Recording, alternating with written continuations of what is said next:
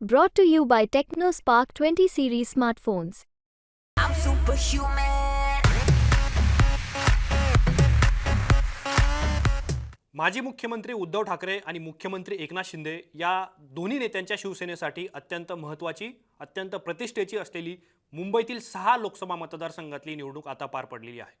मतदान सुरू असताना वाढलेला गोंधळ, मतदारांना 3 तासाहून अधिक काळ मतदान करण्यासाठी लागलेला वेळ, काही ठिकाणी झालेली हाणामारी, काही ठिकाणी बाचाबाची, वादावादी या सगळ्या गोंधळांनंतर सुद्धा आता निवडणूक जी आहे ती पार पडलेली आहे. काही ठिकाणी गोंधळ झाल्यानंतर उद्धव ठाकरे यांनी मतदान सुरू असताना दुपारच्या वेळेस एक पत्रकार परिषद घेतली आणि त्यातून त्यांनी सरकारवर आणि अर्थात निवडणूक आयोगावरती काही गंभीर आरोप केले. त्यानंतर उपमुख्यमंत्री देवेंद्र फडणवीस यांनी निवडणूक आयोगाला काही सूचना केल्या आणि उद्धव ठाकरे यांच्या आरोपांचं उत्तर दिलं.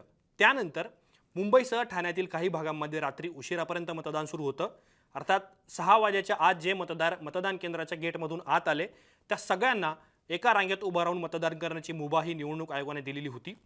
परंतु रात्रीपर्यंत मतदान झाल्यामुळं मुंबईतील काही लोकसभा मतदारसंघामध्ये मतांचा टक्का वाढलेला आहे. अर्थात आपण काही गेल्या पंचवार्षिकच्या काळामध्ये या टक्का जर बघितला तर हा टक्का अत्यंत कमी झालेला आहे. मुंबईत कमी झालेलं मतदान हे कशामुळं कमी झालं यावर सुद्धा खल सुरू आहेत.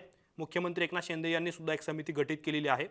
परंतु या लोकसभा निवडणुकीमध्ये दलित आणि मुस्लिम हे समाज घटक अत्यंत महत्त्वाचे, अत्यंत निर्णायक ठरणार आहेत आणि मुंबईतील ज्या ठिकाणी दलित आणि मुस्लिम समाज घटक मोठ्या संख्येने राहतात त्या भागांमध्ये मात्र मतांचा टक्का वाढलेला आहे.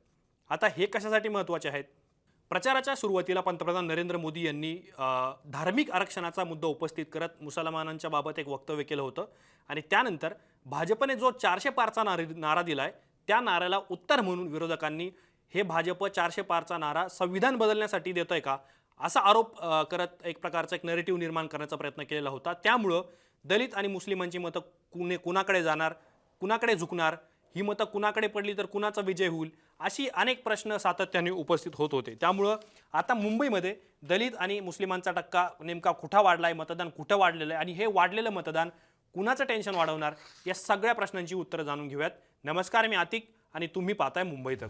मुंबईतील लोकसभा मतदारसंघासाठी दलित आणि मुस्लिमांची मतं कुणासाठी आणि का महत्त्वाची आहे हे समजून घेण्यापूर्वी मुंबईतील कोणत्या भागामध्ये मतदान वाढलेलं आहे, कोणत्या मुस्लिम आणि दलित भागांमध्ये मतदान वाढल्याचं आपल्याला पाहायला मिळालं हे आपण पहिल्यांदा समजून घेऊयात. मुंबईतील असे काही मुस्लिम भाग आहेत जिथं मतदानाचा टक्का काही प्रमाणात वाढलेला आहे. त्यामध्ये भायखळा विधानसभा मतदारसंघ जो मुस्लिम बहुल आहे तिथे 51.25% मतदान झालं आहे. मुंबादेवी जिथे काँग्रेसचे अमीन पटेल हे आमदार आहेत तिथे 49.50% मतदान झालं आहे. मुंबादेवी हा दक्षिण मुंबई लोकसभा मतदारसंघामध्ये येतो. भायखळा सुद्धा मतदारसंघ तिकडेच येतो. कुर्ला विधानसभा मतदारसंघ जिथे 50.2% इतकं मतदान झालेलं आहे. शिवसेना शिंदे गटाचे मंगेश कुडाळकर तिथून आमदार आहेत. वांद्रे पूर्व या मतदारसंघातून 51.85% इतकं मतदान झालेलं आहे.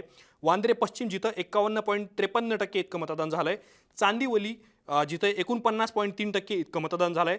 मानखुर्द शिवाजीनगर जिथे 49.37% जिथून अबू आझमी आमदार आहेत. धारावीमधून वर्षा गायकवाड ज्या काँग्रेसच्या आमदार आहेत आणि त्या उत्तर पूर्वमधून लोकसभा निवडणूक त्यांनी लढवलेली आहे. 46.82% इतकं मतदान धारावीमध्ये झालेलं आहे. मालाडमध्ये 53.60% मतदान झालं आहे.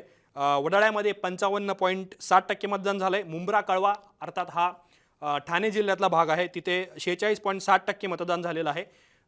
जितेंद्र आव्हाड यांनी रात्री उशिरापर्यंत ते मुंब्र्याच्या भागामध्ये गेलेले होते. ज्या मतदारांना मतदान करता आलं नाही त्या मतदारांना ते भेटले. त्याचबरोबर निवडणूक आयोगाच्या अधिकाऱ्यांशी त्यांनी चर्चा केली आणि त्यानंतर त्यांनी मतदानाची टक्केवारी वाढवण्यासाठी मतदान करून घेण्यासाठी प्रयत्न केल्याचं आपल्याला लक्षात आलं. भिवंडीमध्ये 65.00% इतकं मतदान झालेलं आहे आणि त्याचबरोबर मालवणी असेल किंवा मुंबईची जी उपनगरं आहेत या सगळ्या मुस्लिम भागांमध्ये आपण जर बघितलं तर मतदानाचा काहीसा आपल्याला टक्का वाढल्याचं पाहायला मिळतं. एकीकडे तापतं ऊन होतं, मतदारांना वेळेवरती पाणी मिळत नव्हतं, सावलीची सुद्धा व्यवस्था नव्हती असे तक्रारी अनेक दुसरीकडून येत होत्या. परंतु असे काही मुस्लिम भाग होते जिथं मतदारांनी रांगा लावून मतदान केल्या. 2-2, 3-3 तास अनेकांना नंबर आला नाही मतदानासाठी. त्यामुळं कुठेतरी लोकसभा मतदारसंघामध्ये एकीकडे पूर्ण एक आपण जर मतदान बघितलं तर ते कमी होतंय, परंतु विधानसभा वाईज जर आपण बघितलं तर जिथे मुस्लिम बहुल भाग आहेत तिथे मतदान मात्र वाढलेलं आहे. आता आपण असे कुठले भाग आहेत जिथे दलित मतदार निर्णायक ठरतात, महत्त्वाचे असतात, तिथे मतदान सुद्धा वाढल्याचं आपल्याला पाहायला मिळतं. घाटकोपरमध्ये तिथे 56.2% मतदान झालं आहे. वडाळा विधानसभा मतदारसंघ जिथे 55.7% मतदान झालं आहे. वरळी जो आदित्य ठाकरे यांचा मतदारसंघ आहे तिथे 49% मतदान झालं आहे. कांदिवली जिथे 54.48% मतदान झालं आहे. शिवडीमध्ये 50.12 इतकं मतदान झालं आहे. शिवाजीनगर मानखुर्द हा असा मतदारसंघ आहे जिथे दलित आणि मुस्लिम मतंसुद्धा मोठ्या प्रमाणात आहे. तिथे 49.37% मतदान झालं आहे. सायन कोळीवाडा जिथे 48.20% मतदान झालं आहे. विक्रोळीमध्ये 50.60% मतदान झालं आहे. चेंबूरमध्ये 53.48% मतदान झालं आहे. आणि माटुंगा असेल, डिलायल रोड असेल, नायगाव असेल, गोवंडी असेल, खार असेल, काळा चौकी असेल, या सगळ्या दलित बहुल भागामध्ये सुद्धा मतांचा टक्का वाढलेला आहे. मतदार रात्रीपर्यंत उशिरापर्यंत मतदार केंद्रापर्यंत गेलेले होते. त्यांचं पूर्ण मतदान होईपर्यंत ते बाहेर पडलेले नव्हते. अनेक मतदारांनी सुद्धा अशी नाराजी व्यक्त केली होती की आमच्याकडे सगळे कागदपत्र आहेत परंतु गर्दीच इतकी आहे की आम्हाला मतदान करता येत नाहीये. त्यामुळं कुठेतरी यावर सुद्धा मतदान सुरू असताना राज्यातील मोठे बडे नेते एकमेकांवरती आरोप करत होते, टीका टिप्पणी करत होते. परंतु तरी सुद्धा या भागामध्ये आपल्याला काही प्रमाणात का होईना मतदान वाढल्याचं पाहायला मिळतं आहे. आता हे दोन समाज घटक महाराष्ट्राच्या निवडणुकीमध्ये विशेषतः मुंबई आणि MMR रिजनमध्ये महत्त्वाचे का ठरत आहेत. तर काँग्रेसच्या जाहीरनाम्यामध्ये आर्थिक विषमतेचा मुद्दा जो आहे तो उपस्थित करण्यात आला होता आणि त्यामध्ये श्रीमंत व्यक्तींकडे असलेली संपत्ती आम्ही समसमान पद्धतीने वाटू असा काहीसा सूर काँग्रेसचे नेते राहुल गांधी यांनी घेतला आणि त्यानंतर पंतप्रधान नरेंद्र मोदी यांनी या काँग्रेसच्या जाहीरनाम्याला काउंटर केलेलं होतं. ते कसं केलं तर इथे हिंदूंची जी संपत्ती आहे, त्यांची जी मंगळसूत्र आहे किंवा त्यांच्याकडची जी दागदागिने आहे, हे काँग्रेस विजयी झालं तर ते काढून इतरांना देईल, अर्थात ते घुसखोरांना देईल, जास्त मुलं असणाऱ्या लोकांना देईल किंवा असं देईल आणि असं वक्तव्य करून त्यांनी कुठेतरी एक धार्मिक ध्रुवीकरण करण्याचा प्रयत्न केल्याचा आरोप विरोधकांकडून करण्यात आला होता.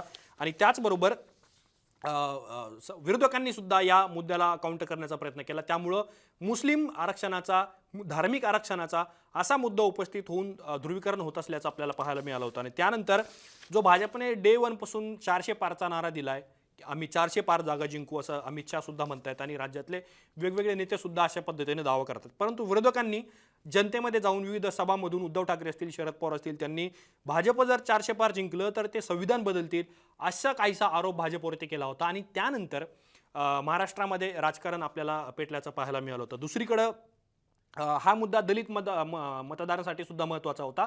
जसा धार्मिक आरक्षणाचा मुद्दा आणि त्यावरून झालेले आरोप हा मुस्लिम मतदारांसाठी महत्त्वाचा मुद्दा आहे, तसाच तो संविधान बदलणार आहे की नाही हा सुद्धा महत्त्वाचा मुद्दा दलित मतदारांसाठी. अर्थात या विरोधकांच्या आरोपानंतर भाजपच्या अनेक नेत्यांनी आम्ही संविधान बदलणार नसल्याचं स्पष्ट केलेलं होतं.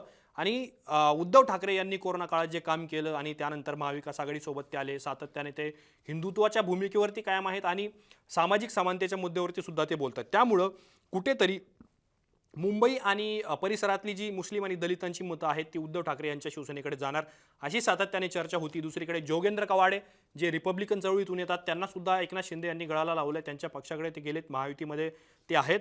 आणि प्रकाश आंबेडकर जे वंचित बहुजन आघाडीचे अध्यक्ष आहेत ते स्वतंत्र लढतायत. मुंबईतील काही भागांमध्ये त्यांनी मुस्लिम उमेदवार सुद्धा दिले आणि काही भागांमध्ये जातीय समीकरण पाहता त्यांनी वेगवेगळ्या जातीचा उमेदवार देणं पसंत केलं. त्यामुळं आगामी काळात MIMची जरी मुंबईमध्ये एंट्री झालेली नसली, काही ठिकाणी त्यांचे उमेदवार नसले तरी सुद्धा मुस्लिम मतं कुणाच्या बाजूने जाणार हा सुद्धा पाहणं आपल्याला महत्त्वाचा मुद्दा ठरणार आहे.